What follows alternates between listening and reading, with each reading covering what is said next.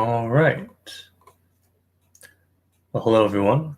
I know there's a lot of great things going on right now, but what I'll do today is a little seminar. Share some tips that parents can use as we continue with our various lessons, in particular piano lessons online. And these are some things we can use to help get the most out of our time as we practice at home. So today is geared mostly to the parents, give you some ideas of how to help your students. But this information can be useful for all parents and students, and hopefully you'll find yourself coming back to this to get a little more refresher on various information. So let's start off with just a quick little general information about piano lessons. For some of us, I might be preaching to the choir, but it's always good to remind ourselves. For instance, first off, why we have piano lessons. And we know that piano lessons can help us develop some really great life skills, such as discipline, focus, patience, and creativity. In fact, as we've been going through this crisis, I've found that I've needed to also consider expanding my work portfolio into other areas outside of music specifically, and many of these same skills I've learned through my music training have come in very helpful. So there'll be helpful skills that students will be able to take with them for the rest of their lives. Also, in the near term, there have been many studies that have correlated students who have taken part in music lessons having higher scores in school in subjects such as math, science, and language. So music can be a benefit in the short term during their school studies and long term for the rest of their lives. So if we weren't quite sold on music, then that'll be some good food for thought there. Also, it's good to have some perspective as far as why or what to expect out of lessons. It's possible, but not very likely that we'll have our students become the next Mozart or the next Beethoven. There are some specific reasons for this. Thinking of back in Mozart, Beethoven's day, how lessons tended to work. Oftentimes, the student would go and live with the teacher. And in that case, they'd have lessons every day, sometimes twice a day, and those lessons would be, longer, maybe an hour or more. And they'd have practice every single day, and oftentimes supervised practice. Imagine practicing with your teacher standing over your shoulder. Compared to that, nowadays we have usually one lesson a week for half an hour. And in that half an hour, we have a lot of information to cover. So we're doing the best we can to squeeze it in that time. And then in the week between lessons, we need to find a way to practice so we can remember all that information and build on it at the next time. That's what today is about, to help us find a way to make the most out of that week between lessons. So as far as realistic goals and realistic expectations for our lessons, I'm not expecting any of my students to become the next big Van Cliburn competition winners or the next Lang Lang or anything, but I'm not even really expecting any of my students to stick with music as a main calling. More so than that, I'd rather have them develop some of these valuable life skills we've talked about, like discipline, focus, patience, creativity, things that they can apply to all facets of their lives, foster some good habits, good work habits, give them a toolkit of problem solving. A lot of the same ways we go about figuring out how to learn a new piece, we can use those same strategies to approach other problems we have in life. Promoting self-awareness. A big part of learning piano and learning to play is to have self-awareness, to be able to listen to yourself, to hear what you're doing, to be aware of your body, to feel wherever any of that tension might be building up. Also want them to use music as a means of self-expression.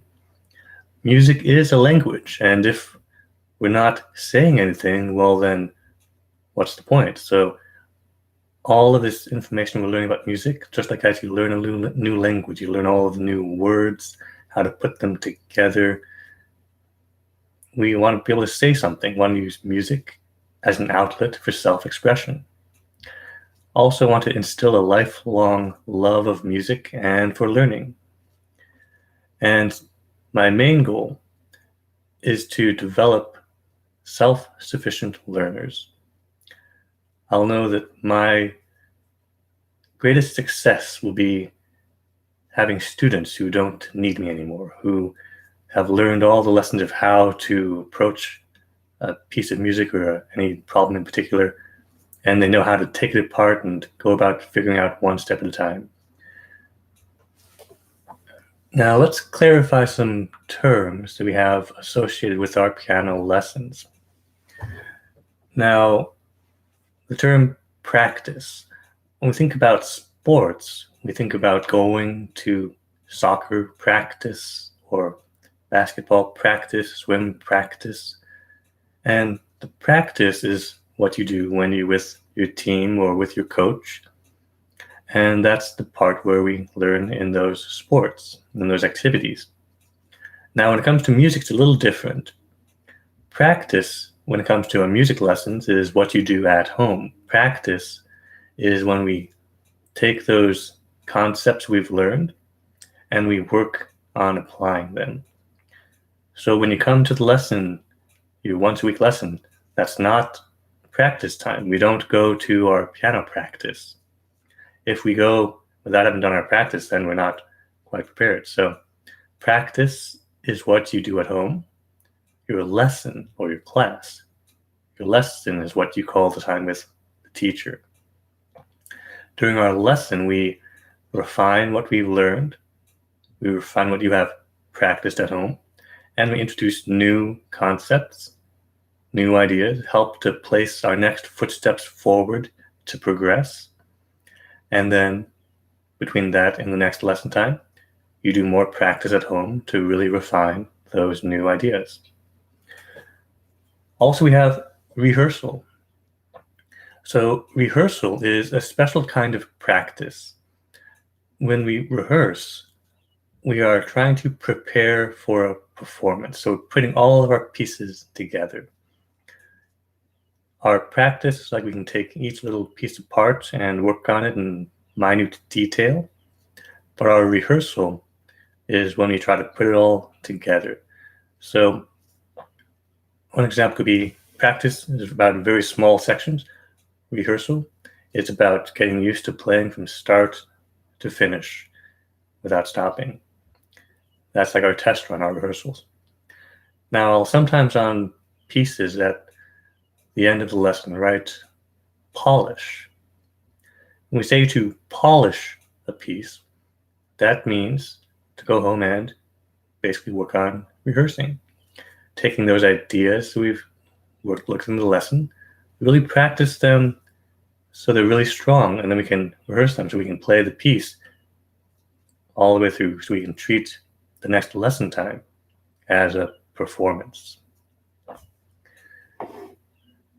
And so speaking of the performance then, that's when we put everything together. If we can take, there's lots of analogies we can take for learning music, which is great. I kind of enjoy a lot of food analogies. As we have been taking our recipe and practicing, make sure each individual ingredient is measured just right, is mixed just right.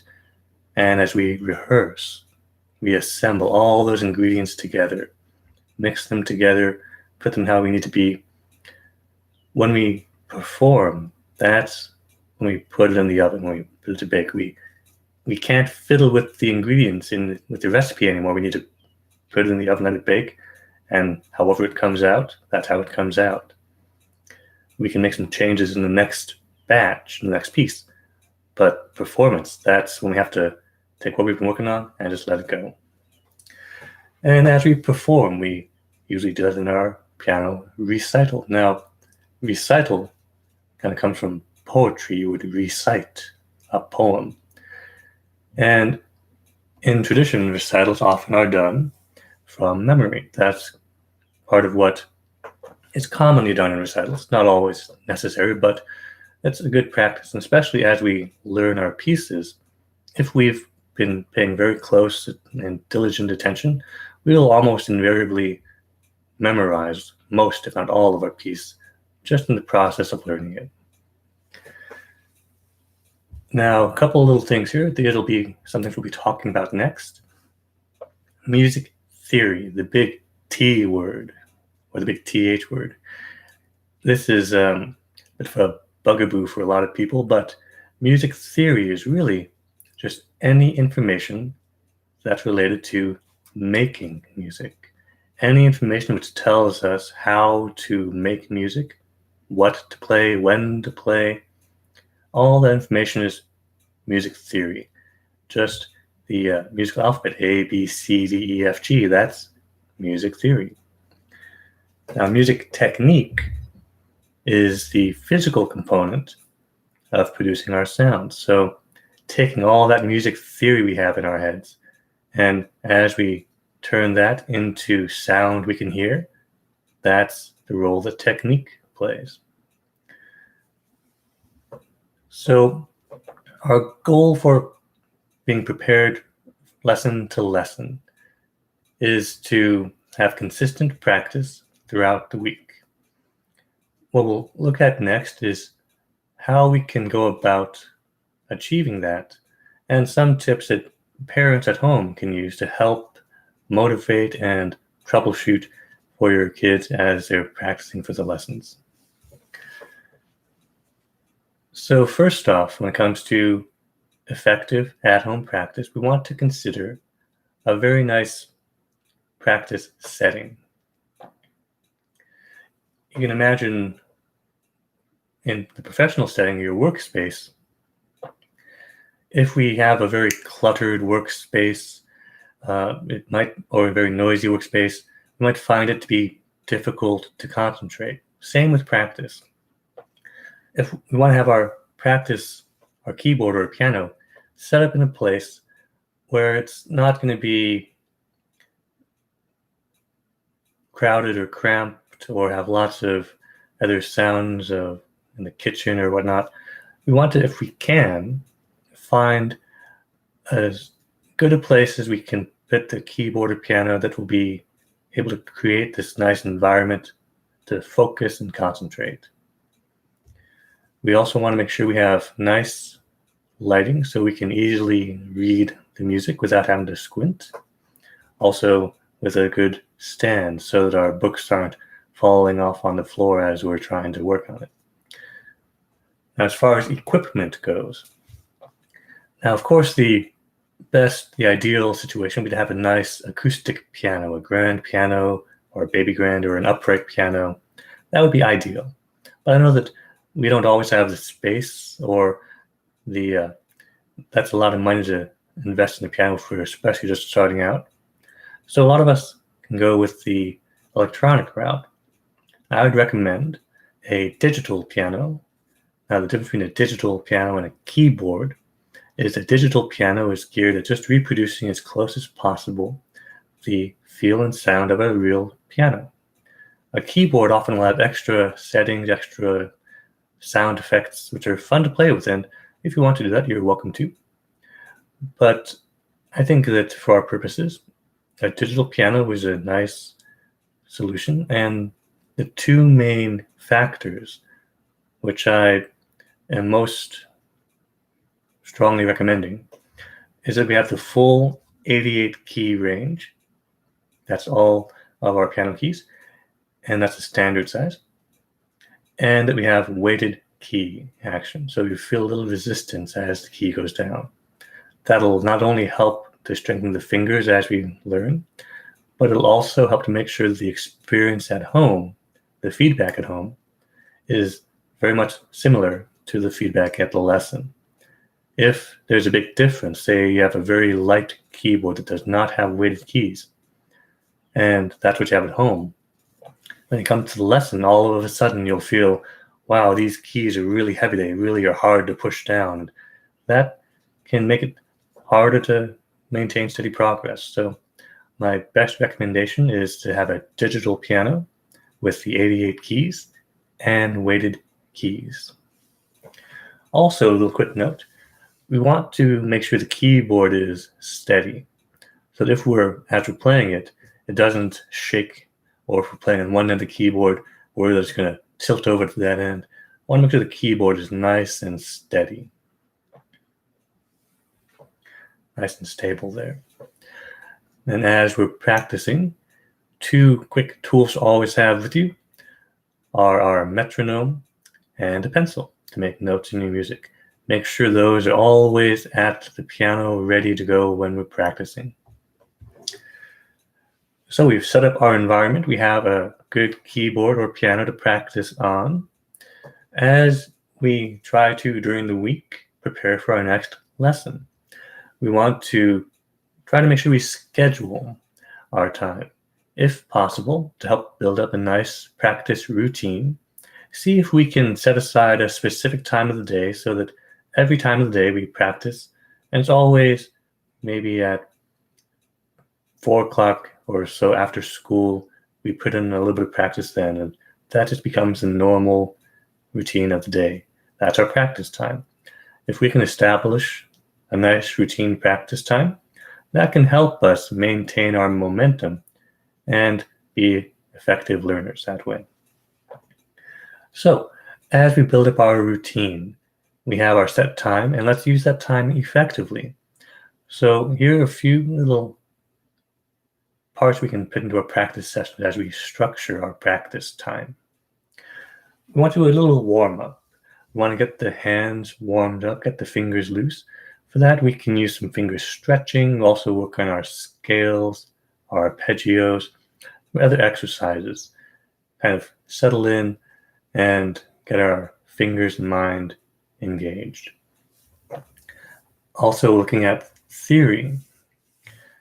This could mean going through our piece, kind of analyzing some things we talked about in our lessons, checking some of our notes, how our tempo is going, go through our musical idea of how the piece should sound. This leads right into our work on our repertoire, our pieces. And that's going to be the meat of our rest of our talk today, is working on our pieces. Before we get to that, though, we also will have a little music theory primer to help our parents kind of feel up to date, so we can kind of be a little more on the same page, so you have some ideas of how you can help your students at home throughout the week. So, as we get to playing the piano, a little quick thing about posture and technique. We want to make sure we're sitting nice and tall at the piano, so we want to imagine as if there's a string lifting just from the top of the head, and want to have nice, balanced posture. That means both feet flat on the ground, and that our hands and wrists are at a good level with the keyboard. Now, some people have different preferences, but generally if your elbow is about level with the keys, thereabouts, a little above, a little below is okay, but that's about the range we'd like to be sitting at as far as height at the keyboard goes. Also want to make sure we sit far enough away from the piano that if, for instance, we wanted to, with our right hand, play some notes at the far end of the keyboard, that we can cross over without our elbow getting stuck at our side. If we're sitting too close, I call that T-Rex playing. Just imagine trying to play piano like that. And then we also have our hand shape, our curved fingers. Now, I've shared with most of you at the beginning our nice hand exercise to help develop the MCP arch right here, the metacarpal phalangeal arch here, which is helping to build our hand into a nice sturdy frame for our fingers to operate from. But for our curved shape, if we ever need to check that, just imagine how as we walk along naturally, as our hands hang down by our sides, they have a natural curve to them. If we can imagine just taking our hands as they hang at our sides and just placing them on the keyboard, that's about a nice curved hand shape right there. So just imagine how our hands naturally hang at our sides as we walk. Also, a little note, as we play, we'll look to be playing not on the very tip of our fingers, but on the little fleshy pad right here. So we're not super curved. We aren't going to have our fingers curving back in, but just enough that we can have our fingers here on the keys. And for my younger students also, a reminder, we want to make sure our wrist is nice and free. It's not resting on the edge of the keyboard. As we're playing in our lessons, a big theme is to work on our body awareness. So we want to be able to sense where in our body we might be feeling some tension building up, and want to practice being able to release that tension. So for parents at home, as your students are practicing, in particular, you can watch, and that's easy thing to watch for is if you see your students' shoulders start to creep up while they're playing, you can tell they're going to be carrying a lot of tension there. So just be on the lookout for that. We might want to get our students to relax the shoulders if that happens. Another exercise which can be helpful is to work on freeing up the arm. Now, here's something I do with a lot of my students to help us, on the one hand, get used to feeling our body a little more free, and also to kind of get accustomed to playing loud. So what you can do is, if you have your student stand up and like a mummy, hold one arm in front of them. Take that arm and hold it out, and you, the parent, drop that arm. See if your child can completely relax their arm, so when you drop the arm, it'll just swing back and forth naturally and loosely. We want to imagine we can get that same feeling at the keyboard.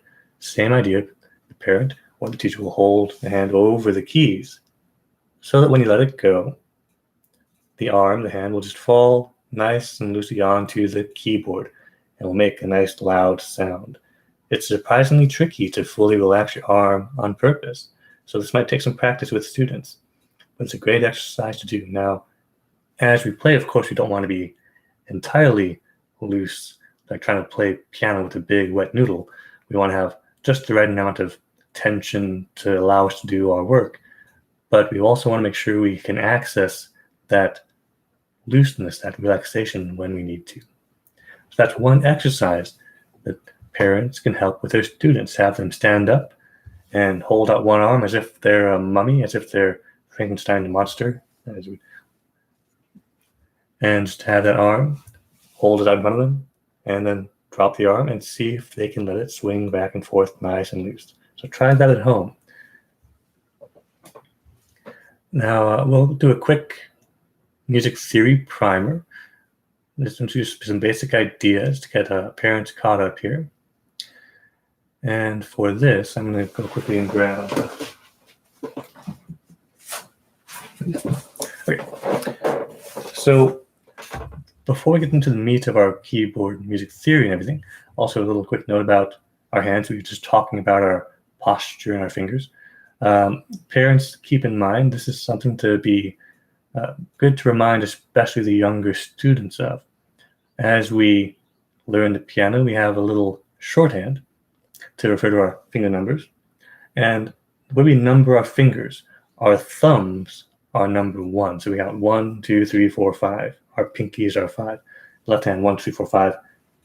Always the thumbs are number 1. Now this is important to remember because as the keyboard is laid out, the lower notes are on the left side and the higher notes are on the right side. So as the hands are laying on the keys, our 1 fingers, our thumbs, are on different sides of the keys, so to speak. So the left hand thumb is facing the higher notes. The right hand thumb is facing the lower notes. In some pieces, it can be confusing sometimes to track the right hand and the left hand and to remember how the finger numbers work. Sometimes there's a temptation to try to count the hand, both hands to be 1, 2, 3, 4, 5, and 1, 2, 3, 4, 5. So it's something to be mindful of. Sometimes we need a reminder that the right hand, 1, 2, 3, 4, 5, and the left hand, 1, 2, 3, 4, 5 going down. So that's one other thing that parents can watch for. Watch for your students' shoulders. That's a clear sign they're carrying tension. And if it's sounding a bit strange, check if they have their finger numbers in order. So we've talked a bit about the keyboard shape. We've talked about how it has 88 keys. That's counting all the white notes and black notes. And that's the full standard size keyboard. And it's mentioned as we go up to the right and down to the left. We kind of turn everything on its side for the piano. Now, the first little concept I introduce to my students when they start with me is the idea on the keyboard of whole steps and half steps. And all that is just simple, if you can count to 2, you can get whole steps and half steps. So on the piano, if we hear all of our steps, there's a step one way up or down. We have the white notes and the black notes. And what we can do with those is, if we look not at the edge of the keys, the edge facing you as you sit at the keys, but the furthest part away, the part closest to the board of the keys, that's easier to see that as you go up. If you go from one white note and you go up to the right, you'll bounce into a black note, and the white note, black note. If you have an acoustic piano and you can open up the lid so you can look inside and see the hammers, if you were to play just the white notes going up and you look at the hammers, you'll see the hammers skip a hammer here and there. They don't do every single hammer in a row. That's because if we play just the white notes, we're skipping the black notes. So if we want to play all of the notes in order, we include the white notes and the black notes. When we do that, we are moving by half steps. Half steps are the smallest space from one note, one key, to the next key. So on a piano, if you look inside of an acoustic piano, half steps would mean you see every hammer in order. We're not skipping any hammers. So those are half steps. Whole steps are just simply 2 halves put together. So you can count from one note here. We count 1, 2, and that's a whole step. If you were to look inside of the piano, you'd see a whole step goes from one hammer, skips a hammer, and plays the next one. You're playing every other hammer, every other key. Now, the important thing to remember, if we look at our keyboard, how it's laid out, our white notes and our black notes. If you look closely, you'll see that there are some times where there are 2 white notes right next door to each other. That's a half step from a white note to a white note. So sometimes, if we go by only whole steps, we will play sometimes white notes, sometimes black notes. So that's just a first starting thing to be aware of and to be familiar with: whole steps versus half steps, how we measure our spacing on the keyboard. Now, as far as our notes go, we have our musical alphabet, A through G. We don't have H, unless you're in Germany, but we use A through G. And here's another good exercise you can do at home, a nice activity. Using those letters, and if you're a Scrabble player, you might enjoy this too, just A through G. Imagine what words you can spell using just those 7 letters. And I can think of a few that they're 7 letters long. So see what you can come up with. Now on the keyboard, we want to then map those words into music. So a good place to start then, how do we know what our notes go? Our white notes, those are the notes which are letters. So our alphabet, A, B, C, D, E, F, G, that refers to our white notes. We'll get to our black notes in a little moment, but that's our white notes. So for the moment, just thinking about our white notes, we can use our black notes to help us gain our bearings. You see on the keyboard, there are groups of 2 black notes and 3 black notes. If we look at where there are the 2 black note groups, and there's just one lone white key, white note, in between. This note is called D. Now, a nice kind of punny way I have to remember that note there as a landmark note on the keyboard, looking at those 2 black notes. D is right in D middle. And so, no matter where you find on the keyboard, there's a D, just like feeling 2 black notes and just a bullseye. Find all those D's on the piano. As we go up, up goes to the right, we just go in alphabetical order. So if D is right in D middle, we just walk along the white notes going up, D, E, F, G. And here's the thing to remember, to note, our alphabet just repeats over and over again, A through G. So as we get to G, we just repeat again to A. So there's our D right in D middle, E, F, G, A, B, C, D in D middle of those 2 black notes again. Up or down, the same thing. Down, we just say the alphabet backwards. So now you have a way to find our notes, our musical alphabet A through G, and know where to put it on the keyboard.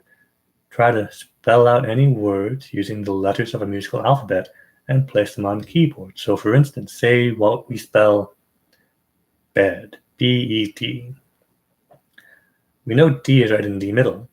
Now we could count our way up. D, E, F, G, A. There's a B. And along we did pass an E, so D, E. So there's that B, and we spell bed. B, E, D. And then we've mapped a word into music.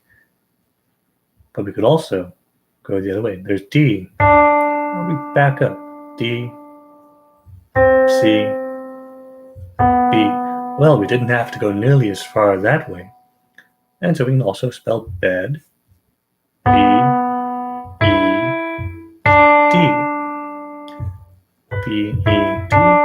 B, E, D. And you can get creative with this. You can really spread those out. B, E, D. Or B, E, D. And so what this does is to really help us get familiar with how our keyboard is laid out, and also the idea of grouping notes together. Those 3 notes, B, E, and D, we can group together as if they're one musical word. This idea will extend to learning all of our other pieces as well. So this is good practice. So that leads us, we've gotten all ready to spit with our notes here. The basic elements of music. These are important. They'll help us organize our practice. The basic elements of music, we can consider them to be pitch, rhythm and tempo, dynamics, and timbre.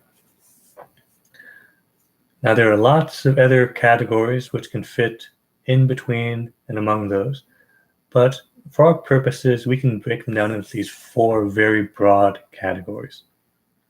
Now the last, timbre, we won't consider as much. Timbre has to do with the quality, the kind of sound. So the difference of sound between a piano and an organ, or a violin, or a flute or a tuba.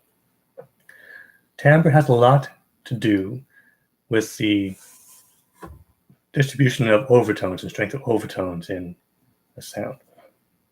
On the piano, our timbre is pretty set. But we'll have a lot to talk about our other elements of music here.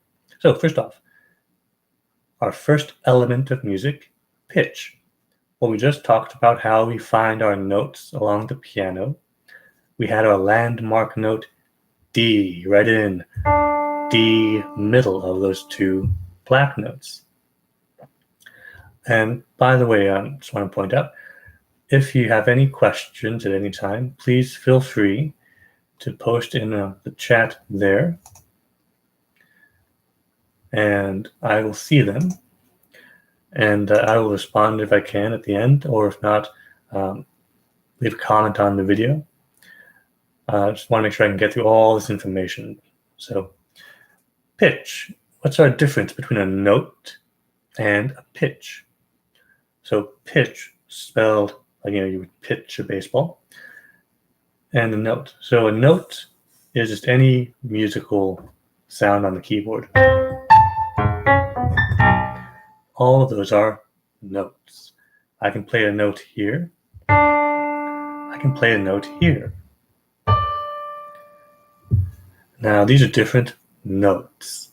If I play D right in D middle and go to the next D right in D middle, they are both Ds, but because they are different places on the keyboard, we can say they're different notes. But they are the same pitch.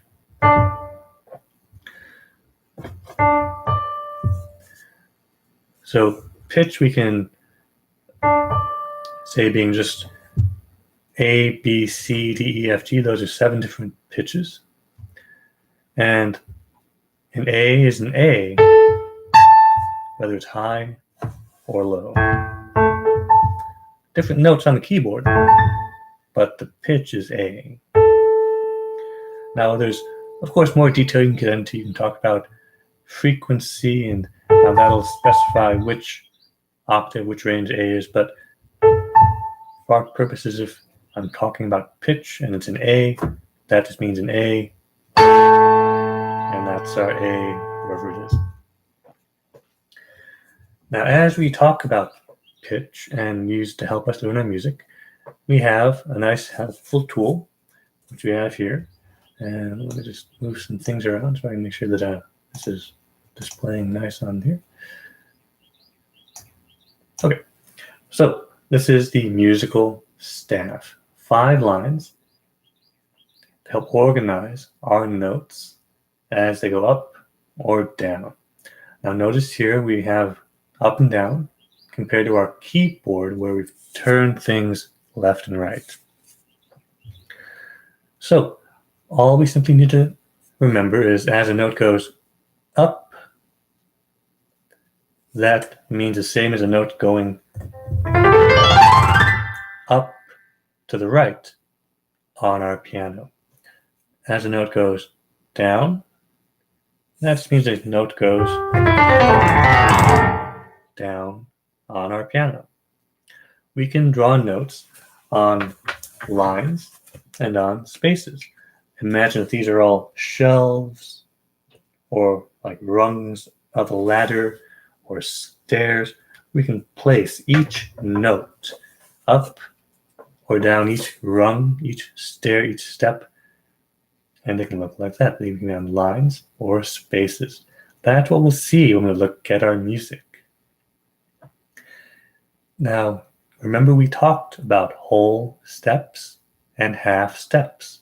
Whole steps, moving up, being combinations of our half steps. Our half steps are just all of our white notes and black notes.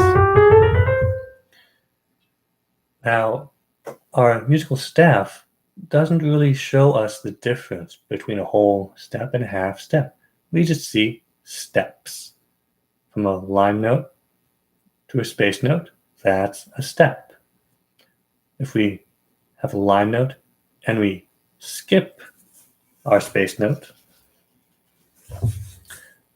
We go from a line note to a line note. Well, we have a skip. We've skipped that space. So in this case, our skip goes up. You can imagine that note in the middle that we are skipping. And with that, you have the basics of how to read music and figure out how it fits on the piano. Now on the keyboard, we've talked about a landmark note, D. We look at those two black note groups. D is right in D middle. We also have some landmark notes for our musical staff. Now in most of all of the theory, all the lesson books that your students will have, all the method books we use, this information will be covered in the book. You can read through it, and it's usually written in such a way it's pretty easy to understand. So you can kind of read through and remind yourself, or you can rewatch this video. But treble clef. Treble clef means the notes which are a bit higher up in the keyboard that the right hand will play. Oftentimes, treble clef is for the right hand. Now, let's see if I can try it. Because I'm very questionable here. I'm going to try to draw at an awkward angle here. As I draw this treble clef, the thing to watch for at the end, look how this curves around this second line from the bottom. We have lines count from the bottom up. 1, 2, 3, 4, 5. This treble clef shape curves around line number 2, where this note right here lives. This is our landmark note for treble clef. Every time you see a treble clef shape and you see that curving around that second line from the bottom, G right there is how we find that. Now here's the next important thing.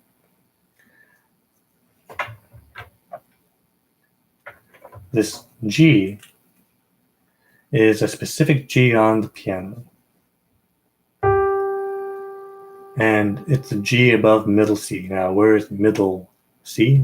In the keyboard on the piano, it's usually in the middle of the instrument. You have on the back of it like the brand name, or it could be Steinway or Kimball or Wurlitzer.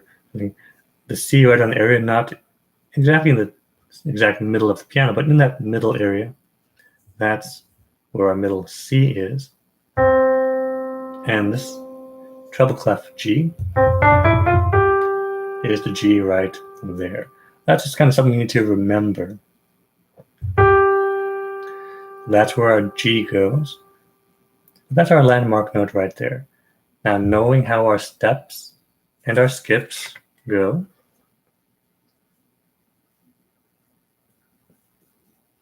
we can see how from G, if we go up by step, and we step up to the right, G, A, B, C. We can go backwards, C, B, A, G. If we go by skip from line note to line note, G, B. We skip the A space note. Or we can go by skip from the C down to the A. We skip that B line note. We go from the C space note to the A space note. That's another skip. A big help as we are early in our lessons is to really see the difference and hear the difference between our steps and our skips. That'll be a very helpful tool, helpful trick in reading our music on the staff, our notation, and figuring out how to put that onto the keyboard. So our treble clef shape is what we use primarily to read our right hand's notes. For our left hand, playing The notes a little lower on the keyboard, we have the bass clef. And we see that right here.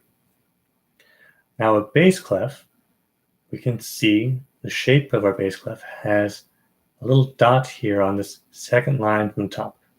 Or if we count from the bottom, line 1, 2, 3, 4. On line number 4, we have our first little dot there. We have a swoosh going around, and we have 2 little dots here and there. Surrounding that same line right here, line number 4. On this line right here in bass clef, that is where we find F. And that is the F below middle C. Now here's also another reason why it's called middle C.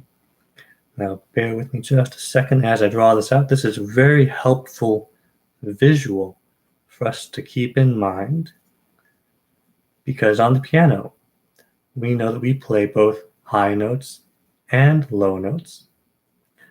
Instruments like, say, a flute might play only higher notes, so they would only need to read a treble clef.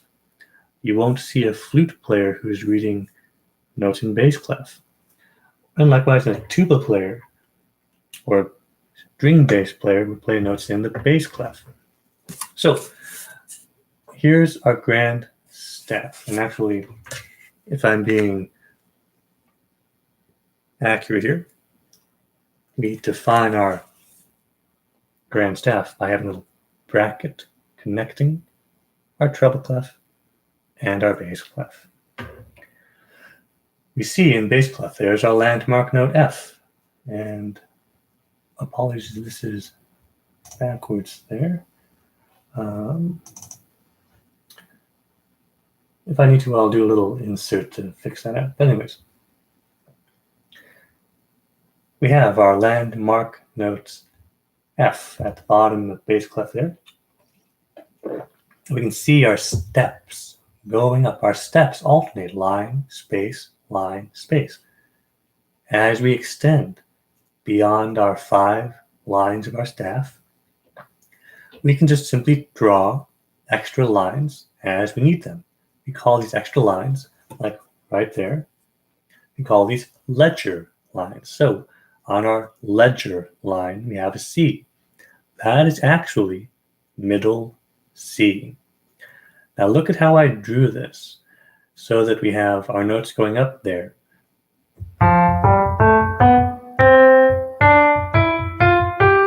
F in the bass clef, G, A, B, middle C. And notice that we switch into treble clef now. D, E, F, and there's our landmark note G. If we go down, there's middle C. Middle C can be drawn as the first ledger line above bass clef or the first ledger line below treble clef. It's in the same place. It is, in fact, right in the middle. And there's another good reason to call it middle C. So those are the basics of reading our notation and mapping our notation onto our keyboard. Just remember our landmark notes on the keyboard. Find those 2 black notes. D is right in D middle. In bass clef, our landmark note, we can tell by the shape of our bass clef. We have that big dot and those 2 smaller dots surrounding that line number 4. Bass clef, but the F's there, clef. Bass clef shows us F. And treble clef shows us G. If we keep those in mind, and we remember how we can move, how our steps and skips work, then we can find our way to any note on the piano by counting our way up or counting our way down. And if you know that, you can help your student at home during the week to check any notes they might have in their music. Again, if things are sounding maybe a little strange. Maybe ask if we can check those notes, make sure the notes on the page are what they're playing on the keyboard. Now, moving on. So that was pitch and our landmark notes. As far as timing goes, because our notes are pitches, they tell us what to play, which key to play, what line, what space our music, what to use there. That's our notes, our pitches. Our timing, that tells us when to play.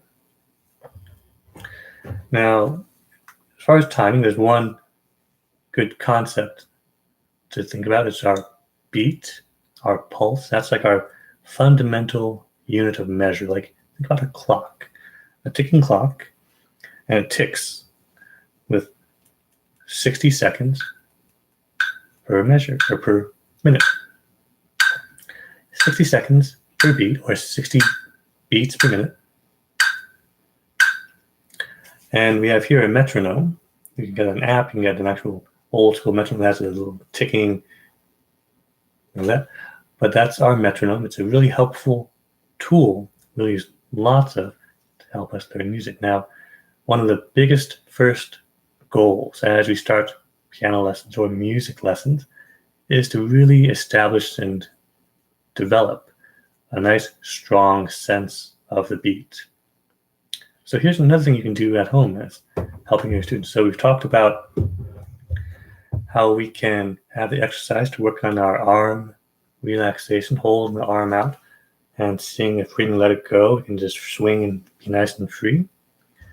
Also, to help us really establish a nice, strong pulse with the beat, take your metronome and you can have your student just march in time,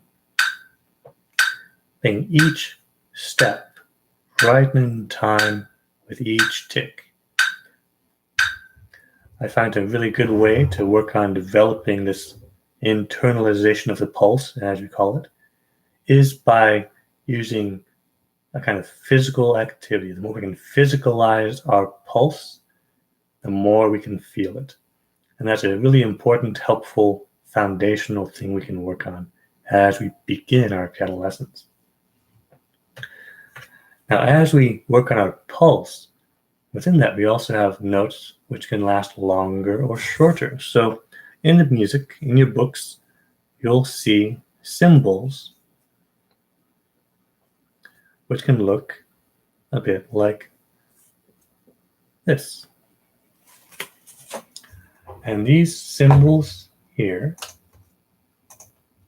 there we go, they tell us duration, how long to hold a note or when not to play a note. On the top, we have our notes here.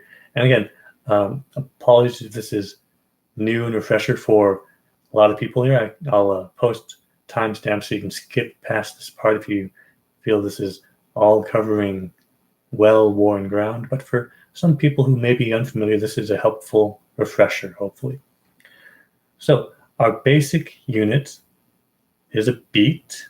That is our basic pulse. We call it a beat. And well, to be specific, there's some further detail there, but for now we'll just say one beat is a basic unit. So we have our quarter note right here. This is what we call a quarter note. A quarter note gets one beat. If we were to have our metronome ticking off, imagine each tick is one beat. Our quarter note would just sound.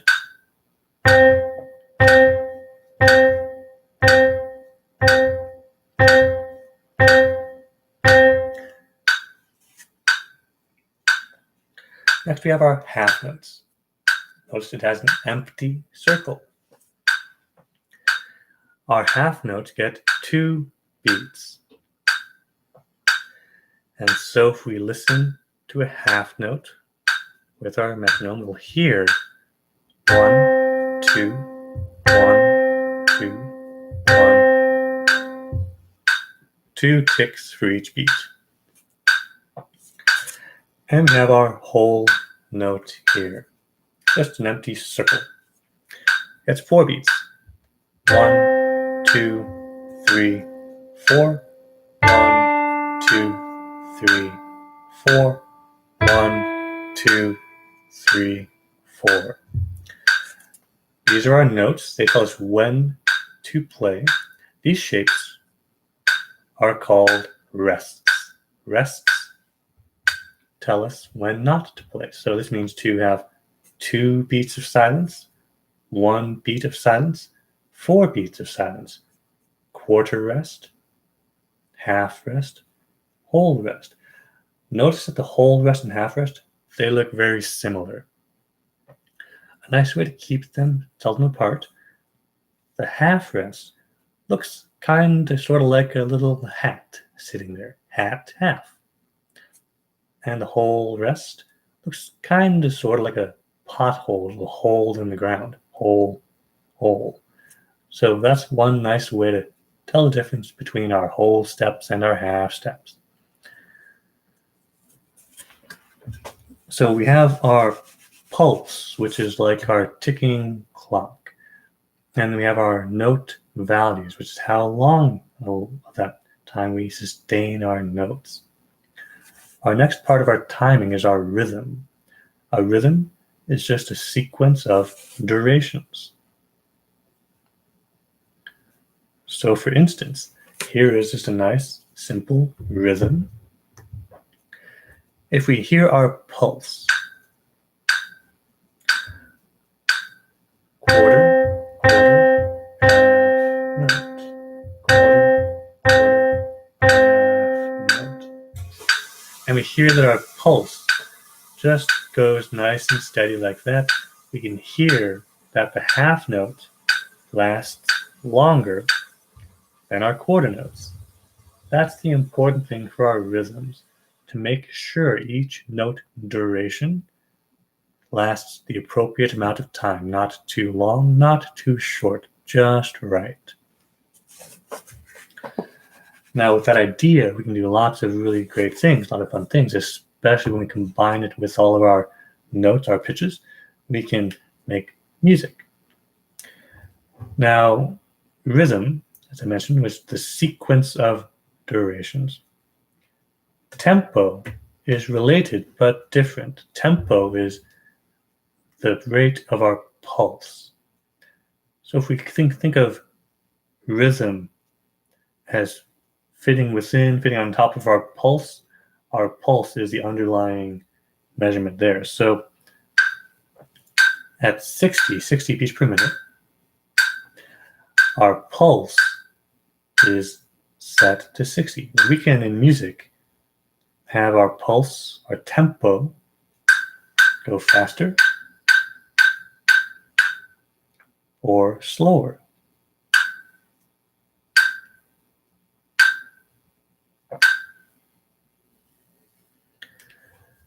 And we use lots of Italian terms we've inherited from the Western European tradition to indicate our tempo. Andante, allegro, presto, adagio. They all refer to different rates, different speeds of our pulse. So I know this is a lot of information, so you can feel free to go back and rewatch this section if you want to refresh any part of that.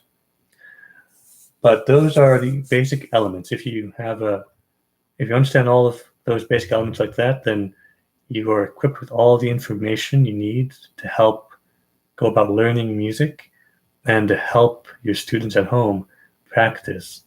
We'll use all those elements to help us organize our practice sessions. So let's get into that, how we now can use the basic elements of music to organize our practice.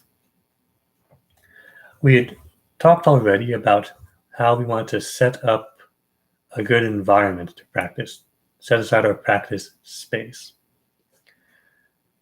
Now there's one also other thing we do to work on our practice space, not just our physical space, but our mental space. So when we practice, we want to work on small, bite-sized chunks. It's hard to hold a whole piece in our head at once. We need to focus on just a little bit at a time. A fun saying is, how do you eat an elephant? Well, you eat an elephant one bite at a time. And so it's a new piece. As you learn a piece, you learn that piece one bite at a time. And I stress this because I want us to resist the urge to just play. A lot of times when students think they're practicing, they're just playing from the beginning to the end, the beginning to the end, beginning to the end, and just going through start to finish. They're doing a lot of playing, but not very much practicing. So practicing is focused work on one section at a time. And when we decide what section we're working on, we want to be very disciplined. And if our section starts here and ends here, when we get to the end of our section, stop right there. Resist the urge to keep on playing on. It's fun, but it's not very efficient use of our time. So make sure we can develop that discipline to start at the beginning of our work section and end right where we decide we want to end. That's another helpful tip. So you can ask, as you hear a lot of things going on, are you practicing or are you just playing right now? That's another important thing to help us get in the right mindset for our practice. We mentioned already the routine, trying to set up the same practice time each day so it becomes normal, it becomes regular way. Our body can kind of catch on to that, and we get used to getting into a focused frame of mind at that time of day. Now, related to that idea of small bite-sized chunks, we want to always have a specific goal in mind. If we just think about our goal of we want to master our piece, well, we'll find that most days we don't get all the way to mastering our piece. It's very hard to master a piece in just one day. So maybe our realistic goal is, I want to work on this small section here, or I want to figure out the right hand notes in this part there, or figure out a better fingering in this part there. Work on in both hands together in this part there. It would be as if we're trying to climb Mount Everest. And if our goal is always to reach the top, and if we feel like every day we don't reach the top, that we somehow failed, well then we'll have a long road of failure until we get to the top finally. But if we have in mind a lot of small goals, small steps, each small step we make is a success because that was our goal, well then we climb up to the top of Mount Everest and we have one long string of successes. We've accomplished all these goals along the way. So it also helps us with our mindset. It's a bit more positive mindset. We just try to keep our goal-oriented strategy that way. But that's a very helpful and important part of practicing. So as we put that to use, we want to have our practice game plan. So when you sit down, and oftentimes sitting down to practice is the hardest thing. The hardest part of practicing is sometimes just getting started. When we sit down to practice, we want to just play through that section, that piece that we're working on, just kind of touch base, kind of say, hello, how are you doing today? Because sometimes a piece, it changes day to day. Singers know this very well. Some days their voice just works differently than other days, because especially for singers, their voice is susceptible to all sorts of things, allergies, sickness, just anything at all, fatigue. So it's good to check in with what's happening with our piece today. Maybe a section which has been giving us trouble for a long time, today, it's no problem. But all of a sudden, for some reason, there's another section which up until now is just fine. But today when we play it, it's giving us trouble. So it's important to play through our piece, just to kind of get a feel of what areas, what things stick out that can take some attention. After we do a little playthrough, we can identify what we need to work on, and that will drive our practice session. So we assess that playthrough. We've identified what needs work, and we set goals to go about improving that section that we're working on. We're working in small bite-sized chunks, and here's the other thing that goes along with that. As we divvy up our pieces into bite-sized chunks, be careful that we don't just divide it arbitrarily by our measures, by our bar lines. Just as when we are speaking, we don't divide up our thoughts into X number of words. It would be very strange to talk to someone and then take a break before you finish what you are saying.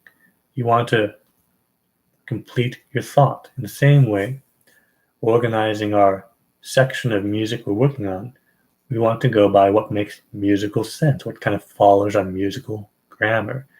Where would you put a period or a comma in this musical sentence? Now, I work a lot with my students, so they have an idea of what that section looks like. So at home, that should hopefully be kind of figured out and plotted out ahead of time. But as we identify our work section, our small bite-sized chunks we're working on, here's where we apply our basic elements of music theory. We look at our pitch, look at our notes. We check to make sure we have all of the correct notes in our section, in the treble clef and the bass clef. Make sure we're not mistakenly reading notes written in the bass clef as if they're in the treble clef. That sometimes happens. And also, tied to what the note is, equally important is which finger is playing that note. Our fingers are the only part of our body that are physically in contact with the piano, the only connection of how we make our music. So it's very important that the right finger is in the right place. So finger numbers and note accuracy go hand in hand. So pitch, we focus on pitch. As we go through, we can practice and check them and correct thing here and play it through, make sure that we can now reproduce that, play with the correct note. If anything happens with rhythm, tempo, and that, that's okay. That's another fish to fry. Or so our focus as we're looking at pitch is just purely on our notes and our fingerings. When that is good, we take our next pass. Now we shift our focus to rhythm, and we check to make sure our notes are the right length. Our half notes are 2 full beats. Our whole notes are the proper length. If there are rests, we make sure we let our note go, release our note right in time for the rest to begin. Our note endings are just as important as our note beginnings. And parents, what you can do is you can kind of be a prompt to this of ask, all right, can we look at pitch? Can we look at rhythm? Can we look at tempo? Tempo is our next element, and here's where the metronome really comes into play. We can use the metronome for our rhythm because we can hear that tick count off those 2 beats for half note, 4 beats for whole note. But our metronome really becomes even more useful to help us really sense putting things together. As if we are making a quilt and we've taken one square of our quilt. We've checked our pitches on this one square of our quilt. We've checked our rhythm in this little square of our quilt. Now it's time to put these squares together. With our metronome, we can help to really connect our squares like one continuous quilt. And I will, on all assignments, you'll see marked on the music what you should set the metronome at, what tempo to put the metronome, and then that'll help you guide that way. If we practice tuning our ears, we can hear where we line up with the metronome or where maybe we're rushing ahead or falling behind. The metronome is a great tool to help us develop that control and that awareness of what's happening. Of course, when we perform, we don't want to perform super strict like the metronome. That's playing a robotic mechanically. We want to be able to have the freedom. But it's the freedom. It's the freedom of a tree planted that sways in the wind. It has sway, but its root, its trunk, is very firmly planted and stable. We want to get a nice firmly planted trunk in our tree using our metronome. Once we establish that, then we can allow ourselves the freedom to move a little forward, a little back, following our expression. But our tempo with our metronome is a very good thing to work on. Thinking about our quilt metaphor again, I will sometimes tell my students, if I hear them playing really smoothly, really well in one section, then a little hiccup, and then the next section starts and they get really nice here, and then they're working very nice bursts of good sections, but the connections are a bit rough. I will tell them, your seams are showing. Your seams are showing in your quilt, which means our quilts aren't quite connected as smoothly. There's some little gaps in there we can smooth over it. And there are lots of techniques that we can use to help smooth those gaps. We won't quite get into that depth today, but just to be aware of our goals that we have in mind here. So we looked at pitch, rhythm, tempo. Let's also look at now dynamics. Again, we've gone taking off one element at a time so we can really focus our attention on this small bite-sized chunk. Our goal, the hardest thing to practice that I've learned, and I've been doing music now for like over 27 years now, and the biggest lesson I've learned and the biggest challenge I've learned is how to take whatever you're learning, whatever piece of music you're learning, and how to break it down into small enough bite-sized chunks that all you need to set ahead of yourself is a fairly simple task. The hardest part of practicing is how to figure out how to make it easy. So, talking about dynamics. Dynamics just simply refer to how loud or how soft the sound is. You will see these symbols here. P stands for piano, soft, mezzo piano, medium soft, mezzo forte, medium loud, and forte loud. These are ranked from quietest to loudest, and these terms are Italian terms: piano, mezzo forte, and forte. Now this relates back to what I was talking about with our idea of that kind of free fall.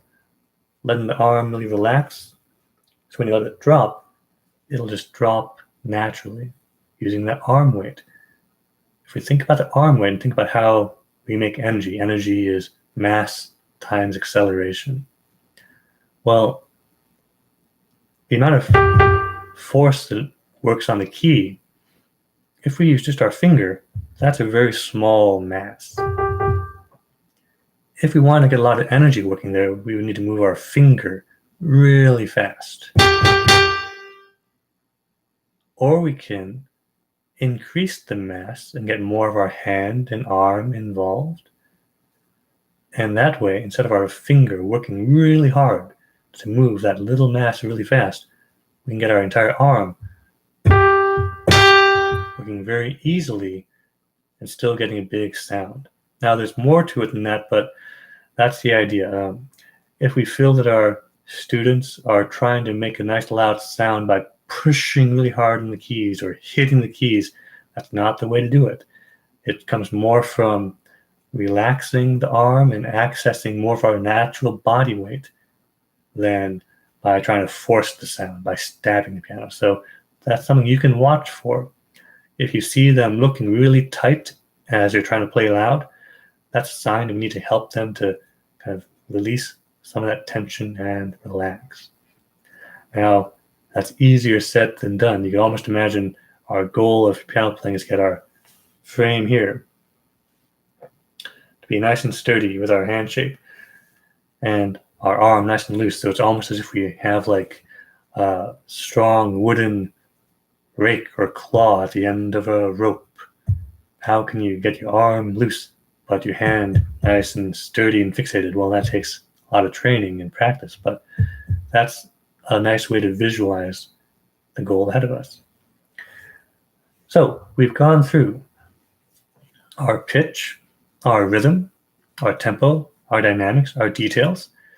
What you can do as parents to help your students at home practice is just to kind of help to name these off. Like, ask, all right, so what are we working on? What section are we looking at? Hopefully your students can give you the answer they've in their lesson learned what their work section is from where to where in the piece. And then go through, all right, can we look at pitch? Can we look at rhythm? Can we look at tempo? Can we look at dynamics? And lastly, any other little notations in the music which might be instructions. Could be slurs, could be the difference between legato and staccato, ties, rests, repeats, tempo changes, anything else that isn't covered from the first categories there of pitch, rhythm, tempo, and dynamics. You've checked off that entire list for that section. You've worked on each thing individually, and you put it all together. You now go back to step one. You play through the section again and see if you've been able to make those changes to improve what you were working on. Then you repeat steps 1 through 4 as we just did. So you play through that section. Hopefully things are better, improved. You assess, all right, which things worked? What's better? What still needs some work? And based on that, you set your new goals. You made some steps forward. Here's a few more steps to go. So now our steps focusing on this time, pitch, rhythm, tempo, dynamics, other details, and back up top. And that is a surefire way to really organize your thought process as you practice a section of a piece. Now, those steps, that cycle, is kind of really based on the nuts and bolts of what's written in the music, translating the written notation on the page into what our hands do on the keyboard and what the sound that comes out consists of. We also want to not lose track of our musicality. We mentioned before that music is a language, so we want to be saying something. So if we can imagine as if we're learning a speech in a play, we've gone through, looked at our diction, our vocabulary, make sure we have all of our lines. We've got our timing so that we know when to take that dramatic pause. We know how to project our dynamics to be heard in the entire hall. We've gone through all those things, but we also want to make sure that our speech is intelligible. It's conveying whatever emotion it needs to convey, whatever story it needs to tell. Same with our music. We also want to be able to answer. Now, what are you saying this? We've gone through the nuts and bolts. Now, what are we saying with this? So, we've been talking a bit about how parents can help our students as we go through this section. That was a nice practice routine, applying our musical elements, taking our small bite-sized chunk, working on in a cycle, our pitch, our rhythm, our tempo, dynamics, all the details in the score. As far as some concrete things that parents can do in the week between piano lessons to help your students practice at home. Step 1, just get them to the piano. That can be the hardest thing, is sitting down and starting to practice. Once you start to practice, you can start to really sink in and get into the process of solving a problem here and there. And trust me, once you start that road, solving one little problem, solving another problem, that can be addictive. Once you start getting in there and digging in, it gets more and more exciting to keep on going. But the hardest step is the first step, just to sit down at the piano and start. So once we get to the piano and start, then we're already half of our job is done there. So if you can, I know a lot of us are busy with our work, and after a full day of work, when we get home, the last thing we have the energy for is to sit down and work on piano practice and homework and all stuff with our kids. But if you can, if you have the time, and nowadays some of us do have a little extra time, try to kind of sit around with the kids as they're practicing with the students and kind of lend an ear. This just by merely being there can kind of help get our students accustomed, get used to playing in front of people, around people. So that can be a long way to help overcome or avoid any future issues of stage fright or anxiety in that regard. Now, an important note as you are sitting there listening, it's really important as parents, especially, to not be overly critical. Being critical is my job. And so, if possible, try to avoid anything of that's saying that's wrong or not like that, or try to be as positive and supportive as you can. Just reinforcing, repeating those lines, just prompting. Can we look at pitch, rhythm, tempo dynamics? Could we hear that again? But while I can't be with all of my students during the week, I only see them once a week. So in a large regard, parents, you're kind of there in my stead. Still kind of save the more critical teacher job for me. Otherwise, I'll be out of jobs. But so yeah, try not to be too critical as you're listening to your student. As they're working on a piece in progress, it's a very vulnerable time. They're experimenting, trying things. It's going to be a lot of trial and error, and we want our students to feel comfortable and safe at home to make mistakes.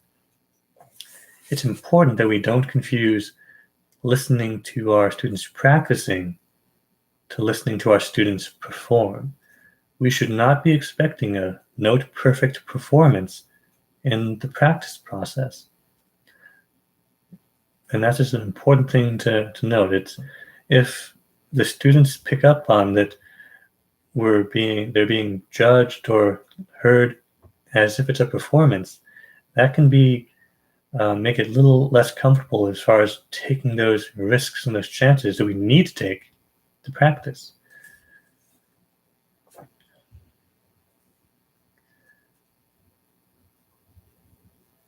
Yeah, you could say that I'm a professional pianist. I do this for a living. You could even say that being a professional musician, a professional performer, we are professional mistake makers. It's our job to make all the mistakes we can to learn our music to the best of our ability, so that from learning from all those mistakes, learning all of how not to do it, when we go on stage, we've learned and trained ourselves to do it well. So all those mistakes at home, that's the most important part of our learning process. So just kind of be mindful of that as you're there. It's great and fantastic for parents to be involved. I highly encourage that, and just want to make sure that we don't get overly critical in the process. Now, another thing to take into consideration, if it's clear, and this is a lot for younger students, if it's clear that your child isn't in a practice thing, they're cranky, they're tired, they just practicing is like pulling teeth, right, that day. It's okay to let them take a break. You try to keep them hold them to it and maybe reschedule for another time to practice, so that okay, you start going to practice right now, but we'll practice later. Try to still get them to put in that work to go, but it's much better to have 10 minutes of focused practice than 1 hour of kind of trying to pull teeth and make them be there when they don't want to be there. If music and practicing is not fun, that's how students quit and how they stop. And I hear so many people in later life say they wish they'd stuck with it. And so we want to make sure that we give them as best of a chance as we can to succeed. And we're all human, so sometimes we just don't have practicing in ourselves for that day, and that's okay to take a walk or take a nap or just take a break. So that's all right. Now, maybe some little thoughts for you parents out there to use that can help you give some ideas. Here are some things that I do myself doing lessons to help encourage my students. So I mentioned before not being too critical, and I am the same way. I am very critical because I'm the teacher. I want to make sure everything is heading in the direction of being all correct and aiming towards perfection. We never reach perfection, but we can head there. Perfection is a direction. Perfection is not a destination, but perfection is a direction. And so to that end, I am very mindful of how I talk and communicate to my students, how I convey my ideas. I often use we instead of you played a wrong note. You didn't play that right. I instead say, we didn't quite get that all right. Or could we try again? Because it's helpful, to think of we're in this together. I'm with you. We're on this journey together. I've got your back, so to speak. So it's all about using that in positive action. So instead of saying, don't do that, I'd rather say, let's do this instead. These are subtle things, but I think they really do make a difference just in how we frame what we're saying, frame our thoughts. It's just that extra step of being mindful, which can help us, that little extra encouragement as we're learning. So using we and using positive phrasing, a lot of my teaching takes the form of suggestions and questions. My biggest goal is to give my students all the tools they need, that if they're faced with a new piece of music, they know how to take it apart and start learning it, get all the tools they need. And so I sometimes will ask them, see if they remember those tools. So I'll ask maybe, how would we approach this? What can we do to work on our timing here? And that's kind of a large thing there. I supply all of the information that they will need, but I try to make sure that I get an opportunity, give them all the chances they can get to remember for themselves. And the other also big challenge is keeping people on task, especially younger students whose attention spans are sometimes a bit all over the place. Like herding sheep or herding cats, trying to keep them on target of, can we try that again? Well, let's try this instead. Or even sometimes kind of going with them on their diversion and trying to find a way to shift it back onto focus. Sometimes it's easier to redirect than to kind of yank them back on track. Another thing that I do which is helpful, again, keeping in mind I've kind of give them all the tools they need to be self-sufficient and getting them to use those tools. Sometimes I'll tell my students, all right, put your teacher hat on. So what would you, hearing that, what would you look at in that section and think to work on next? If they imagine themselves as a teacher, imagine themselves in my shoes, what would they think to work on?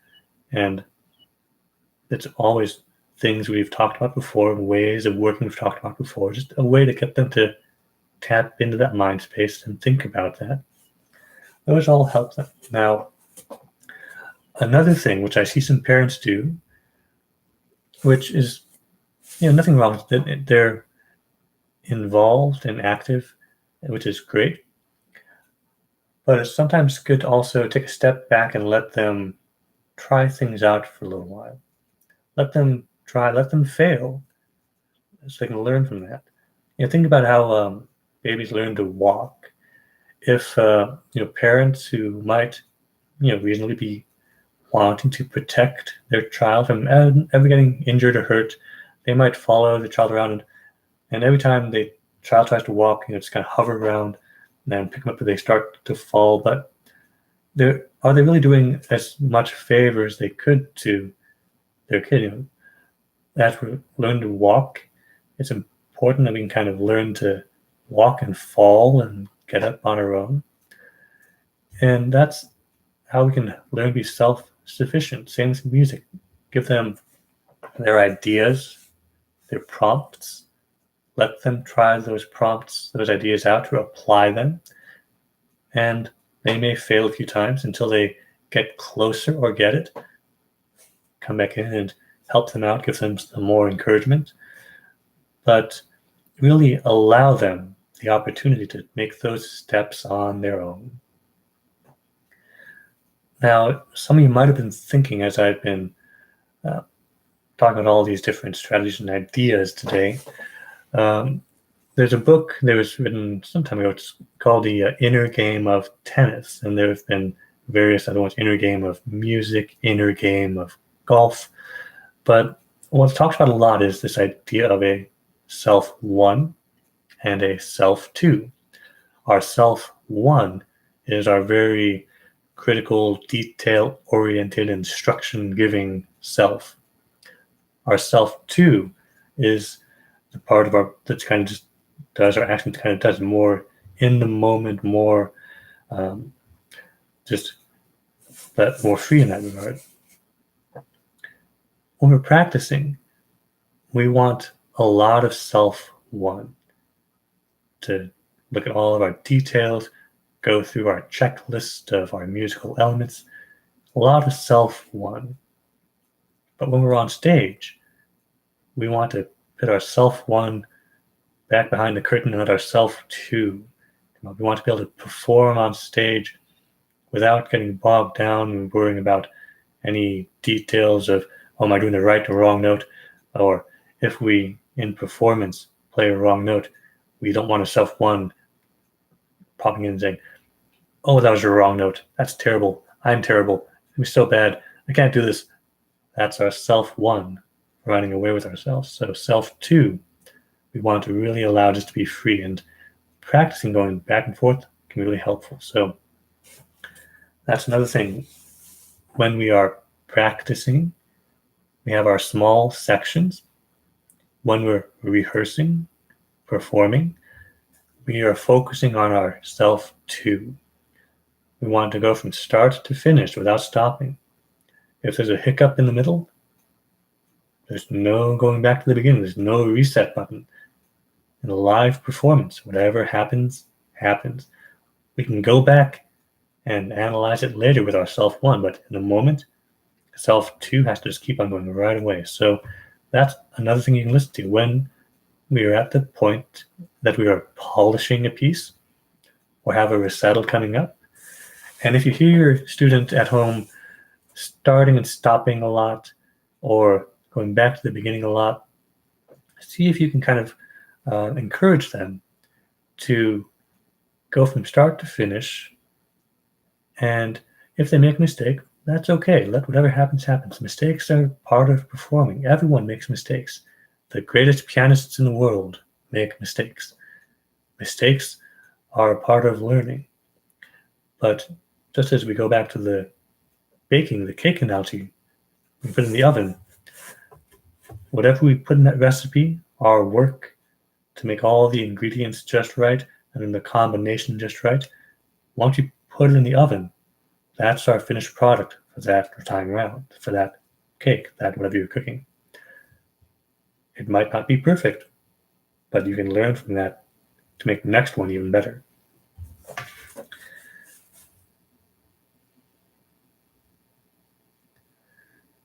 So for our last little bit here, and thank you for those who are sticking with me. I know this has been a bit of a longer session than I had originally anticipated, but hopefully this has all been helpful information, and hopefully you'll all be able to come back and rewatch this and get something out of it in the future. A few little troubleshooting things at home. So, troubleshooting tips for at-home practice. Say that you're a parent and your question would be, well, my kid just doesn't want to practice. Well, remember, as the parent, you're the boss. The hardest part of practicing is getting started. Just make sure they get to the piano.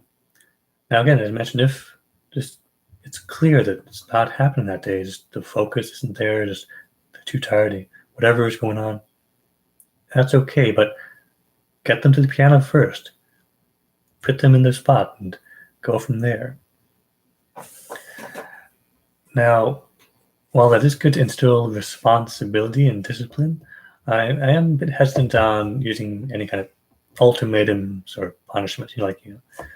You better practice or you don't get dessert or anything like that. I mean, when music stops being fun, that's where the passion fades. So if practicing doesn't work at home, then talk to me, talk to the teacher. We'll be happy to give you plenty of ideas. Hopefully I've given you some helpful ideas today, but we're full of ideas. Learning music is our favorite thing to talk about and think about, so we're full of ideas. So just talk to us if we're having some challenges at home practicing. And it may be that it's time for a break, or maybe even a change of teacher. Not all teaching styles fit every single student. We try to be flexible and cater our approach to each individual student, but sometimes just there's a better fit somewhere. So there's nothing wrong with that. We need to find what works best for us to learn. So never be afraid to wonder if that might be an option too. But we have lots of things we can try before we get to that point. Now, say that as a parent you think, well, I don't really know anything about music. When the teacher tells my kid to practice, I don't know what they're doing. They're just practicing. I don't know. Well, hopefully if you've been with me today, you've picked up a few tips to help you know a little bit more about music than maybe you did before. Give you some ideas of ways you can help. But we all have to start somewhere. Like, I only see the students once a week. I'm not with them over their shoulder during the week as they practice at home. Everything you can do to help, I greatly appreciate. We want to make sure that we can help them retain all that they learn and maintain consistent, steady progress. It doesn't really do us any favors all around if what I teach them in one lesson they forget because they haven't practiced during the week. And the next time I see them, I have to teach them again. Imagine we spend the same week and week and week on the same lesson. If we don't practice, that's what happens. A great pianist said, if I don't practice for one day, I know. If I don't practice for 2 days, the critics know. If I don't practice for 3 days, everyone knows. Something to that extent. But if we miss 1 day of practice, then the next day we need to get caught up.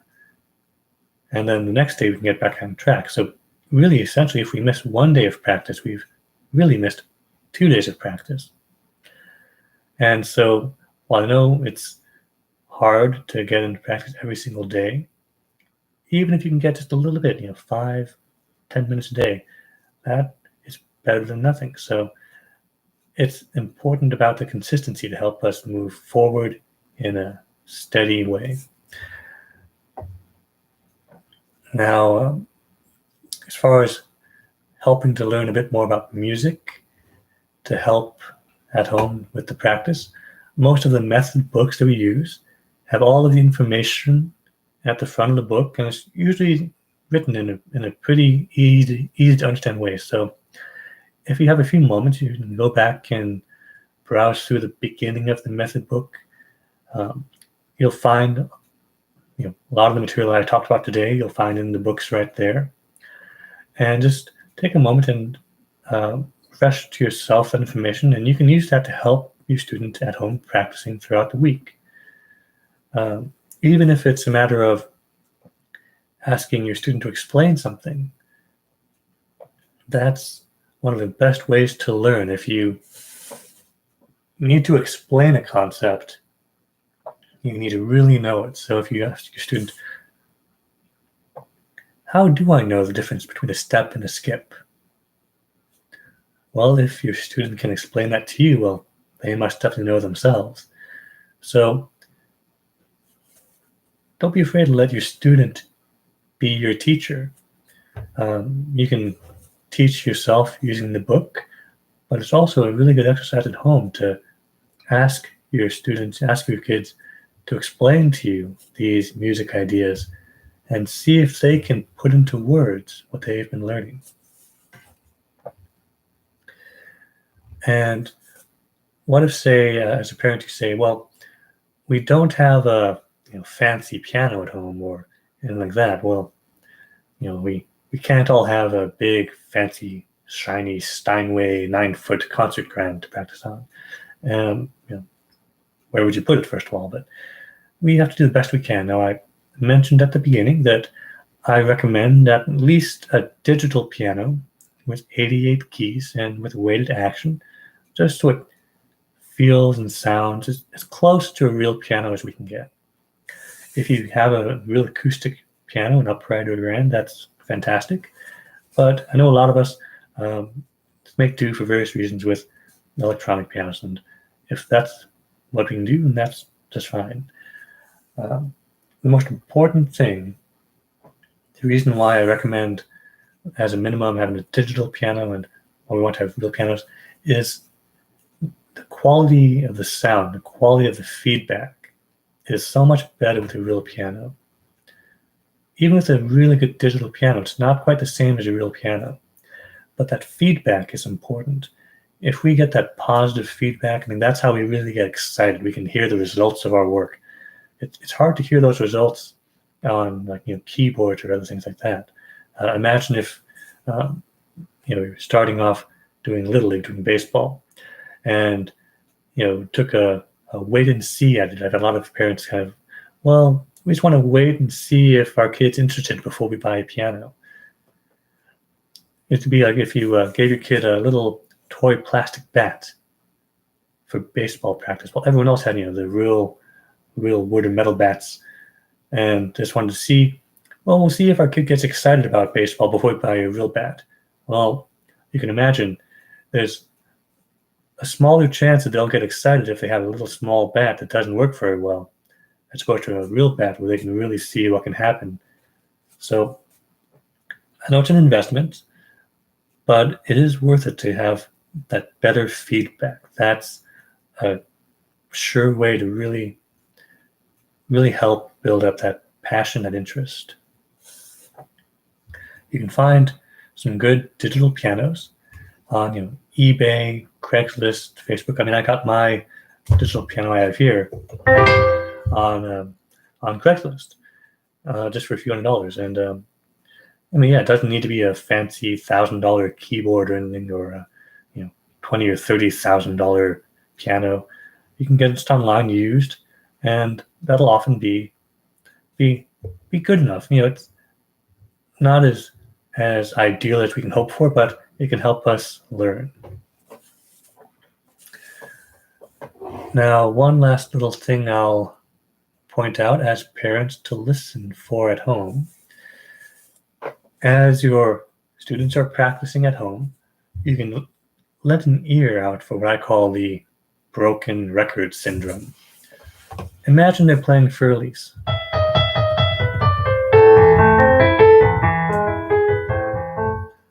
Can you hear this?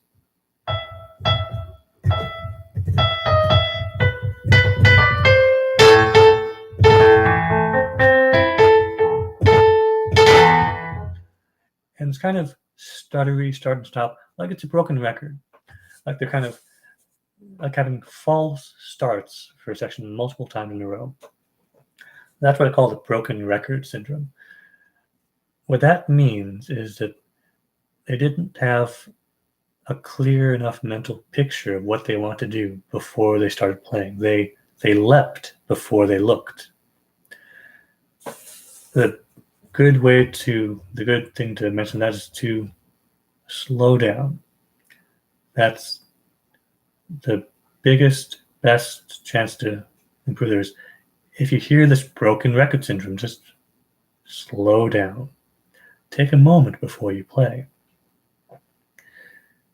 And as you hear that, those quick, jabby repetitions, if you would try to replicate that, there's no way you can replicate that without getting very tight, holding a lot of tension. And tension is a killer. We want to avoid unnecessary tension. So by doing that action, by that broken record, our body is holding lots of extra tension it doesn't need and we don't want. And our body is a fantastic, amazing learning machine. If we aren't careful and we practice and have that broken record syndrome and we don't fix it, well, then our body it learns what we've been doing. Our body doesn't know what's on the sheet music. It just knows what we do. And if we do that too much, we might build up bad habits. And our body thinks the way to play Für-Elise is with all of those starts and stops. And we get on stage and we have those same starts and stops. And if we wonder why, the reason why is we've trained ourselves to play it that way. So we want to catch that broken record syndrome whenever we hear it, to slow down, really think about what we're doing, look before we leap. Trying to move forward by just the broken record syndrome it's like trying to work your way through a maze by just banging your head against all the walls until you get your way through. You might get to the end of the maze, but you'll have one heck of a migraine at the end.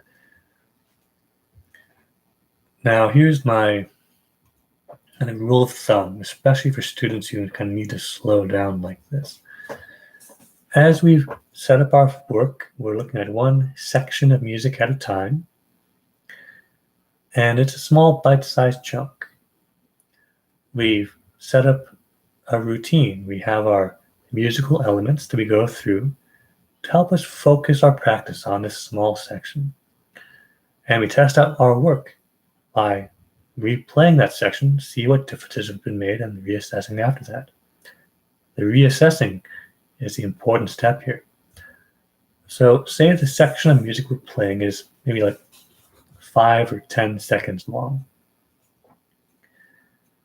My rule of thumb to help a student slow down is after they play through one time, they play that 10 seconds of music through, wait at least another 10 seconds, the length of that section, wait at least that length of that section, that 10 seconds before playing again. So play it one time through, wait, use this time to reflect, think about what you heard, see if there's anything you can do to change or fix, and then play again. So we space out our repetitions. We don't play through, take our time, allow ourselves to be mindful, and that's a guarantee so we can make the most efficient use of our time as we can. That's a way to practice with a game plan in that way.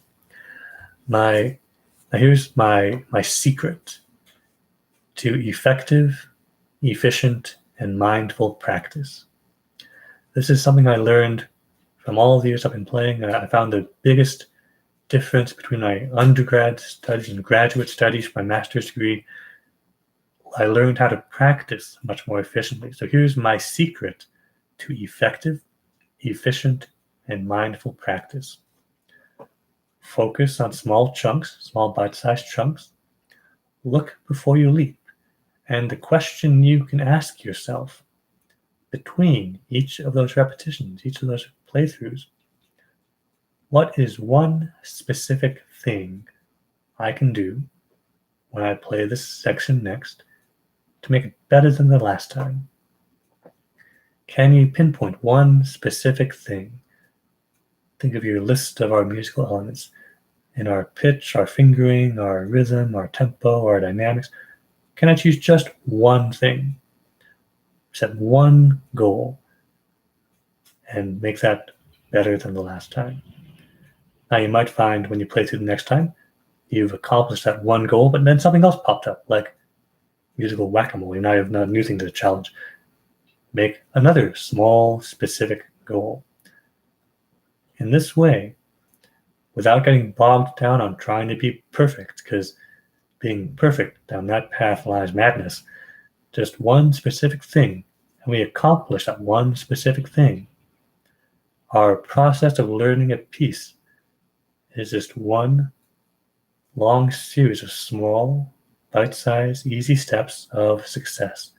It's one series of success the entire way through.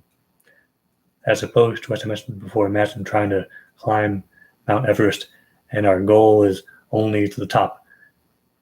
Then every day we don't make it to the top, we feel we failed. Well, that's the long road of failure. No, much more fun, I think, is small bite-sized chunks, lots of small steps of success. And that's a way to feel better about our entire learning process. So that's my secret. Take our small steps, take our very focused, mindful work, and in each section of musical work, think of just one specific goal.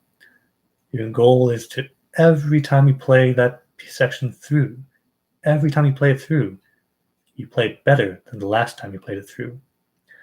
And as teachers, as parents, we've talked about some of the ways we can help. We can be there as a reminder of those elements of music theory to help direct their thoughts, our students' thoughts, on where to focus their attention. We can be there as moral support. We can help make them bring a little more awareness to their bodies. If they're not aware, they're holding a lot of tension in their shoulders, we can remind them, make them aware that they're really tense and tell them to relax.